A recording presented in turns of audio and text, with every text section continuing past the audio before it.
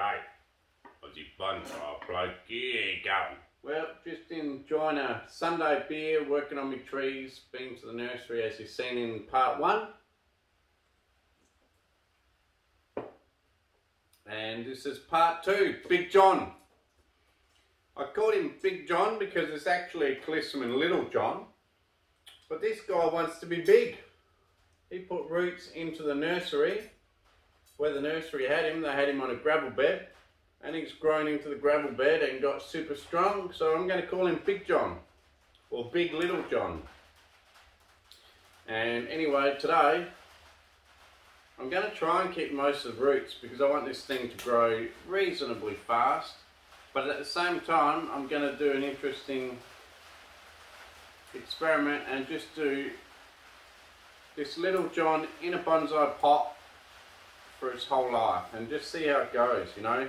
See what it looks like in 20, 30, 40 years time, as long as I'm still alive, and just see what it still looks like, because it'll be very interesting to see. So we're just gonna, I'm just gonna do purely clip and grow on the Callistemon, not like the juniper where I wire the whole thing out. I believe on a Callistemon you can do a lot of clip and grow, it's fine, because what you can do is if you don't like a branch, cut it back hard. You don't need to leave green foliage on a Callistemon. They will shoot back on their own. So before we get it out the pot, let's just do some general shoot selection. So here what I'm going to do is, there's a weak one off the back there. I'm going to chop that off because that sort of is like 3 branches. This one here, I haven't decided on the front because I haven't seen the root base, but my gut feeling is that will become a back branch and this will be the front, but we'll have to see when we get down there and have a look. But either way, let's cut. Oh, sorry guys, I didn't remember to bring the camera up close. You guys wouldn't be able to see Jack from where you were, so sorry about that. Really sorry. Now it's not going to sit itself up because, you know, the root base, the roots where it grew into the ground. So I've decided already pretty well that I'll keep this as a back branch as long as the root system's half decent there. So if that's the case, I don't want 3, there's 3 there, I'm going to chop the bottom one off. And generally I opt for upward growth on a Callistemon. Okay, here we've got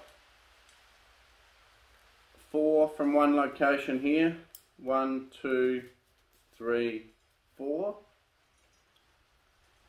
Being that the tree is quite young, I'm going to opt for the strongest 2. Chop the other 2 off, just get rid of them now. Okay. And then we've got this big long straight section here. I don't want that, so I'm going to have to chop it back pretty hard.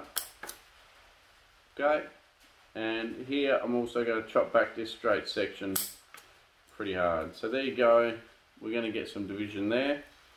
This back one here where I cut the bottom one off here, I'm going to cut it back short.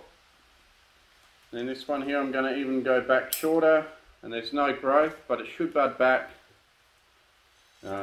These things generally do. So now we're stuck here with one,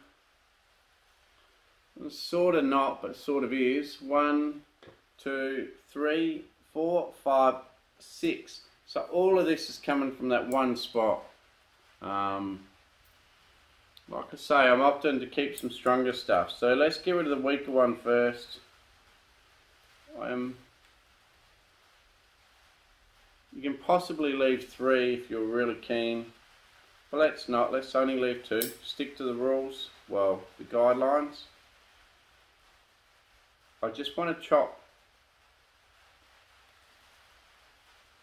Here's a branch here. I want to chop this strong back one right off. I think. Or what I could do, actually what I will do, this strong back one is competing with another one here which is smaller.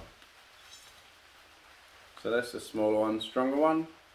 What I'm going to do is I'm going to chop the smaller one out completely.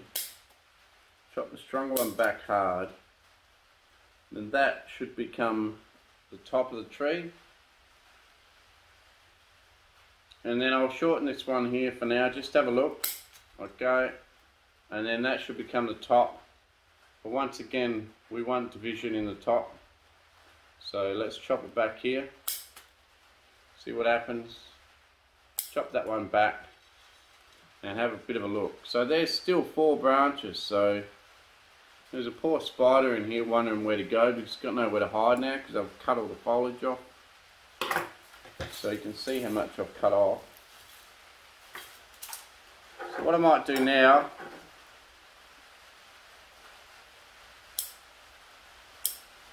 is chop this weak inside one off, that's gone, and then just decide which ones would be better to keep here. So this poor old spider's cruising around here, I'll just catch him. It's actually a quite a fluoro, funny looking spider. Okay, he's on that branch there now, so I'll put him out there and he can stay there. Alright, so if that's your front, I'd probably be better off keeping something coming forward. So I'm going to chop this one at the back off. Okay, so this is your classic, way different to a juniper styling. Juniper styling, you're opting to keep as much stuff as you can and bend branches where you want them. Broadleaf and deciduous, so evergreen, broadleaf, deciduous. I try to clip and grow and just expect that you're going to get back budding where you want it or anywhere, and you use that for the next season to redirect growth to where you want it. So I tend to clip and grow these things. So what will happen now is all this will divide, buds will shoot out hopefully everywhere, and it might turn into something. Now, what am I going to do with all these roots on the bottom? I don't really want to chop them off because they're adding to the speed and the growth of the top.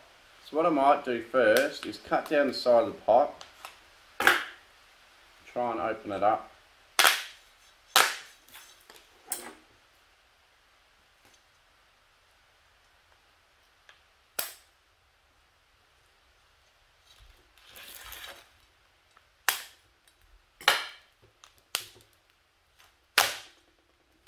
Okay. Keep chopping down the side of the pot.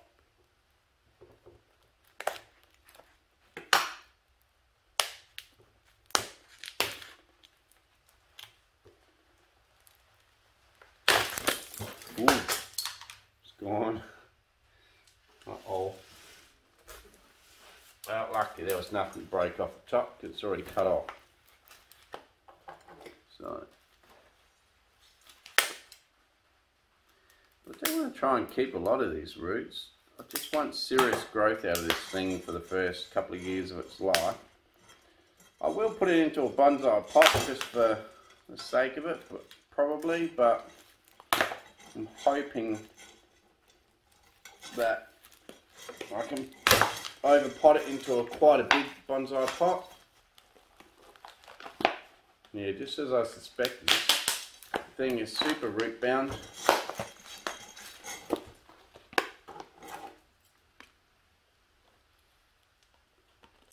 Just want to get this pot off all these roots.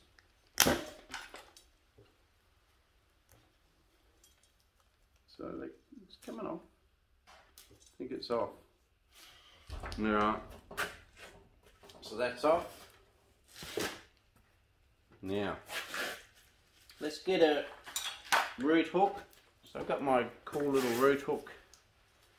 I'm just going to scrape away topsoil and see whether we can find any good roots that are going to become,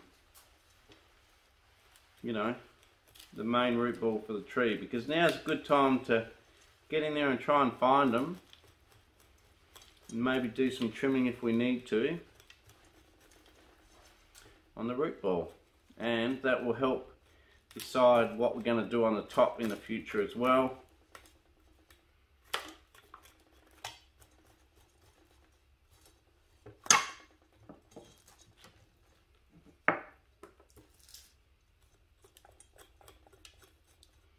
I'm not going to go crazy on the roots, I just want to get down to where we can see where the actual root base is. At the moment it's still getting wider, so let's keep going down. Now, callistemon are notorious for knotted up roots, a bit like a, I guess you could probably say a bit like a crepe myrtle. If you guys are familiar with crepe myrtle, they also get really twisted up, knotted up roots, similar to the callistemon. Very similar coarse roots. Another one that seems to do it quite a bit is a Chinese elm. So it's obviously done a lot of laps around this pot in the past. We didn't want to have to go too hard on it, but okay, we might be. I don't mind some ugly roots on these things.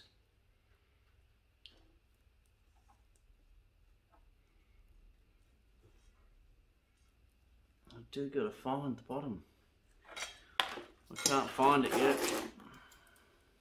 These roots are all just tangled and twisting everywhere.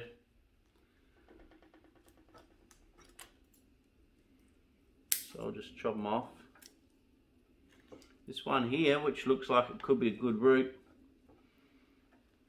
it's done a super gnarly twist in the pot.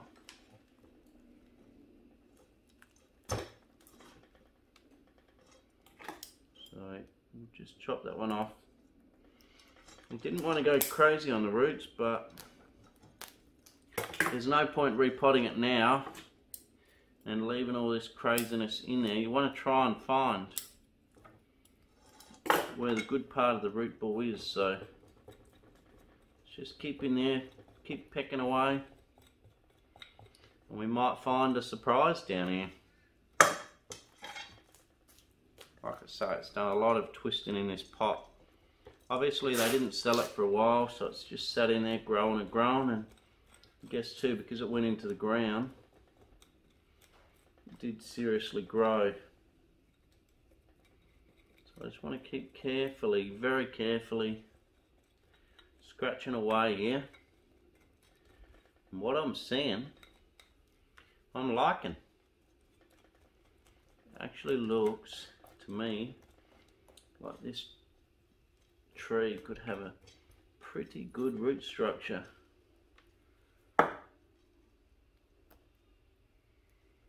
Okay. So I'm seeing a bit of a spread down here. Yeah. Get rid of that one. That one. That one. I'm going to keep this one, but cut off that bit that's going across everything.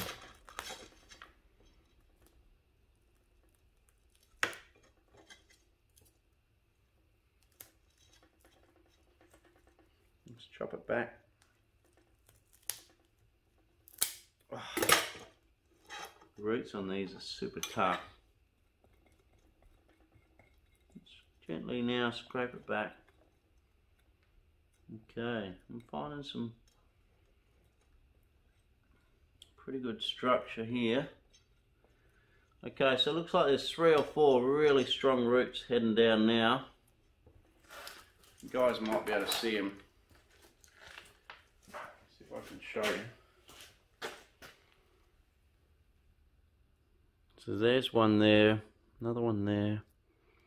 Some strong ones down there, and then from this side Actually got some really good roots there, and then it spreads out there.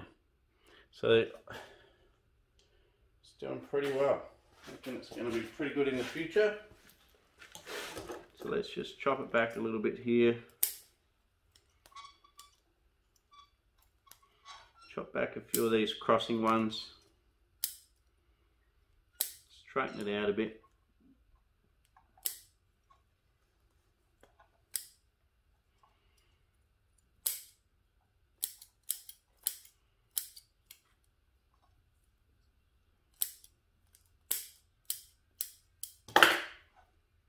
Okay, you can see it's actually got quite a good spread just there. So the front plant is there somewhere, anywhere from there to there. But that's at the moment. Things can change later. You can twist it around a bit, whatever we need to do. But that's still got a decent root system from there. Chop that one off. So we've got a good root system from there, so that's pretty good. Look, I'll tell you what, it is so hard and compact in here. I just want to loosen it up a bit. So I'm just going to stab that in there and just rake it out just a bit. Clistamens are super hardy. Probably one of the hardiest Australian natives that I know. Okay, so we got to there. Should I or shouldn't I cut all them off?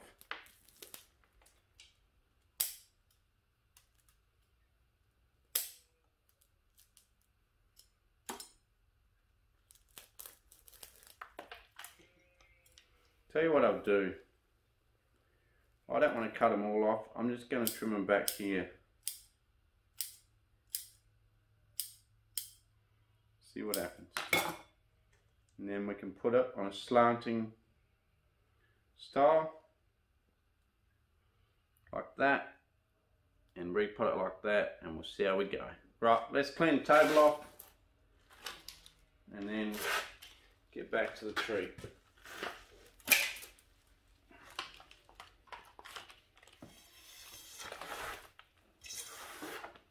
I'm slightly massive pot. Yeah, so I'm going to put it in a big pot. Cut a bit of gutter guard for the screens in the bottom. I'll go. Yeah. I'm going to press play. I think it is recording, bud. No, it's not. Oh yeah, it is. Yeah, I think it is. And then put them in there. Put in a heap of bonsai soil. I might moss this one up later. I've got to actually go for a decent walk up the hill and get some decent moss. I'm starting to run out around the house, so. I know where some is. Do you? We might have to have a look later. There's some up near tree house, there's some near a giant mud puddle and everything. I can help you grab some. Yeah, we'll have a look after. And then I'm just going to pot that up like that.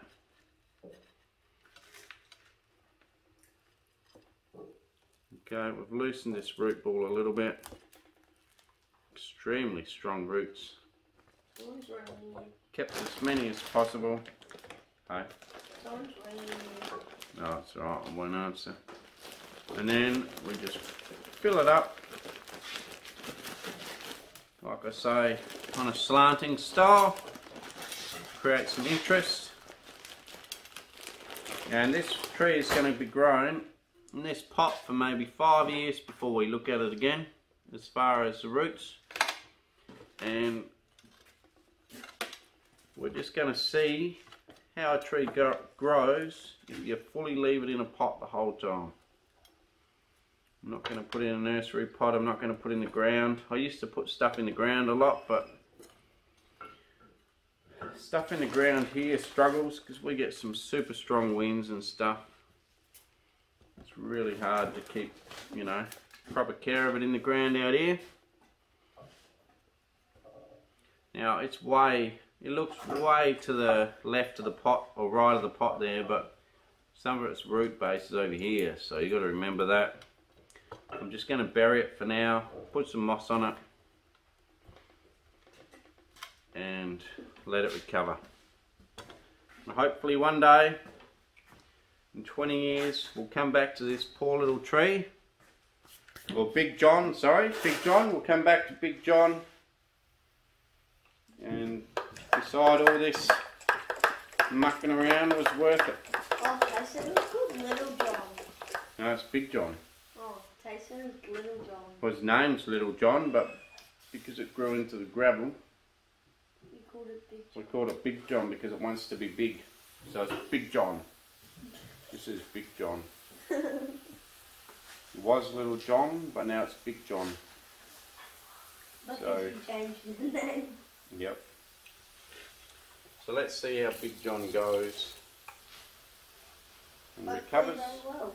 I think pretty good. I reckon Big John's gonna keep making a good, decent appearance every year and become a really nice tree. This is how they all start. It's got a good root base. It's got decent branch structure to start, hasn't it, Seth? Yeah. So I think we'll be well surprised in time as to how good this tree ends up. Very beginner stock. This is how you start a tree from nothing. A $12 tree at the shop, and you try and turn it into a bonsai, I reckon you can. I reckon. Now what I will do is I'll put a bit more soil over the roots at the top so they don't dry out, and then I'm going to put moss over that so that the exposed roots that we've cut back to can spread out, and maybe some new little fine roots can grow and help add to the root base.